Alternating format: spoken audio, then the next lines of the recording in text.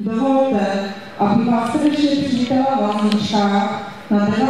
pokračování her veteranic, tentokrát pouze mikroregionu Pobrčí.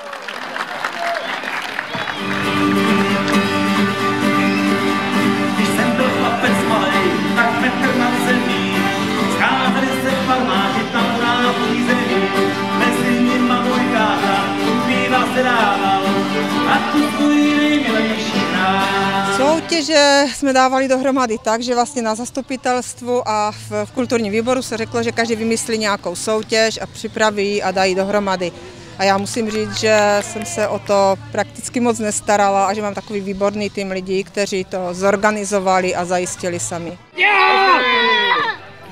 Tady si vyzkoušíme, jak kdo umí nasávat, takže musí rozstřídit 3 druhy luštěnin a musí to podle jednotlivých druhů a je to na čas celého týmu, takže od prvního začneme a poslední končí, zastavujeme. Připravovali jsme se minimálně 2 dny, aspoň teoreticky.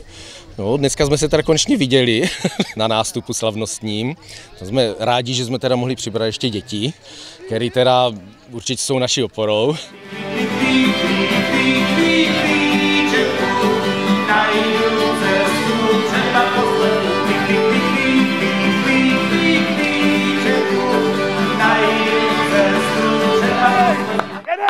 V takové zimě se zkrátka člověk musí pořádně oblíct, akorát brýle mi chyběly. Ten sníh, jak šel do očí, špatně jsem viděl na branky. Dobrý je to. Jo. A vyhraje, Beb.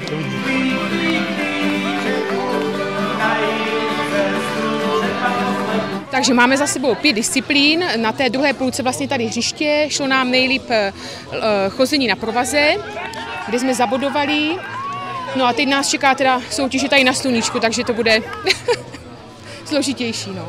Soutěže se nám výborně, až na to horký počasí. Zatím jsme měli jenom 3 disciplíny, tak nejtěžší asi bylo tady to lano, prozatím pro nás.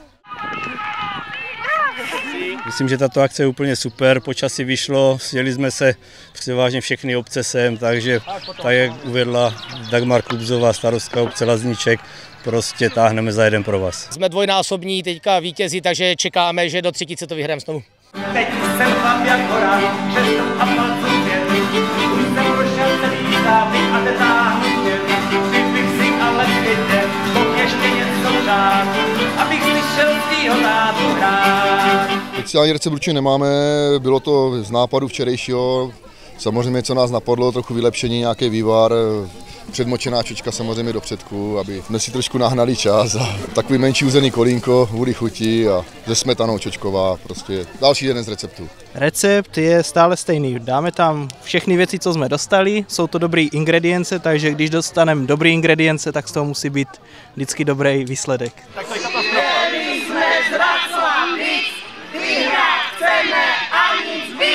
Soutěže byly velice vyrovnané, zvláště vaření polévky, ale snažili jsme se být velice objektivní, nenechali jsme se uplatit, maximálně podle pravidel, které jsme stanovili samozřejmě. Tím pádem všechno bylo podle všech regulí vyhodnoceno a správně oceněno a tak dále.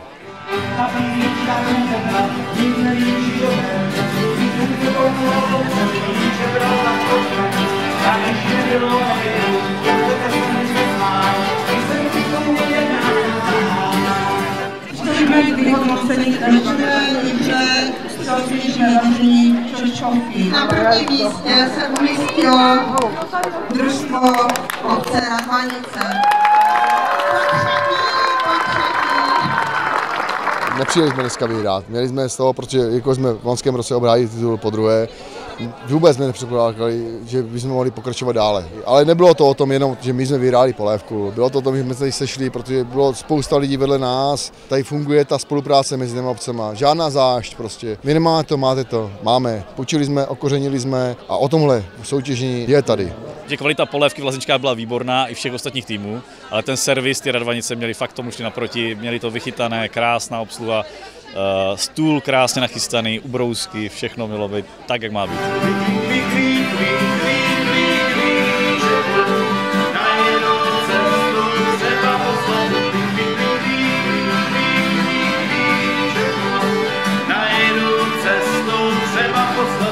Myslím si, že po třetí Osobně jsem umístila na prvním místě obec.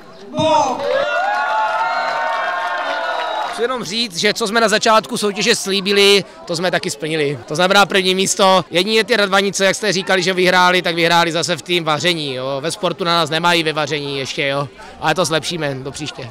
No tak je to tím, že máme velice dobrou základnu, působí u nás v obci T. Sokol Buk a je to super, jsou tam sportovní rodiny a rádi se baví, rádi soutěží a bylo to dnes určitě vidět. Přijeli jsme z Buku, parta holek kluků. Čočkovku vařit umíme, 4 koše snad nahodíme. Nám nedělá problém nic, skákat, běhat a co víc. Tak a to je to heslo. Není důležité zvítězit, ale zúčastnit se. A všichni táhne za jeden provaz. Těší nás, že jste se účastnili, byli jste úžasní a když se koukám do vašich řad a vidím to malé, tak je to skutečně radost.